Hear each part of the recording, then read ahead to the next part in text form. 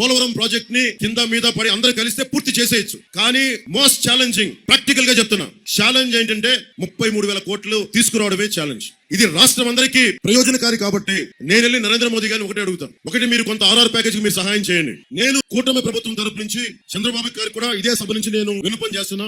33,000 కోట్లని కేంద్రం కొంత సహాయం చేయమని చెప్తాం. నేను ప్రధానమంత్రి గారిని అర్థిస్తాను. పోలవరం నిజంగా అందరం కలిసి పైసా చొప్పున వేసుకుంటే ఒక్క 6 నెలల్లో 33,000 కోట్లు తీసుకొచ్చి అందరినీ బయట గట్టు మీద తీసుకురాగలం. నేనైతే ఈ రోజు చెప్తున్నా, పోలవరం నిర్వాసితుల కోసం నా వంతు సహాయంగా నా సొంత డబ్బు ₹1,00,00,000 పోలవరం నిర్వాసితులకి ముందు నాతో మొదలు పెడుతున్నాను. 33,000 కోట్లలో నేను ₹1,00,00,000 నేను ఇస్తా ఉన్నాను. ఈ రోజు చంద్రబాబు గారితో చెప్తాను, అందరం కలిసి తలా నేను ₹1,00,00,000 ఇస్తే మీరు 5 పైసలు ఇవ్వండి, మొత్తం తీరిపోతే కష్టాలు. ఇది పోలవరం ని అత్యంత తక్కువ సమయంలో ఛాలెంజ్ 27కి పూర్తి చేసేద్దాం. పోలవరంకి నీళ్లు రావాల్సిందే. పోలవరాన్ని పూర్తి చేసే బాధ్యత జనసేన, తెలుగుదేశం, కూటమి ప్రభుత్వం తీసుకుంటున్న బాధ్యత.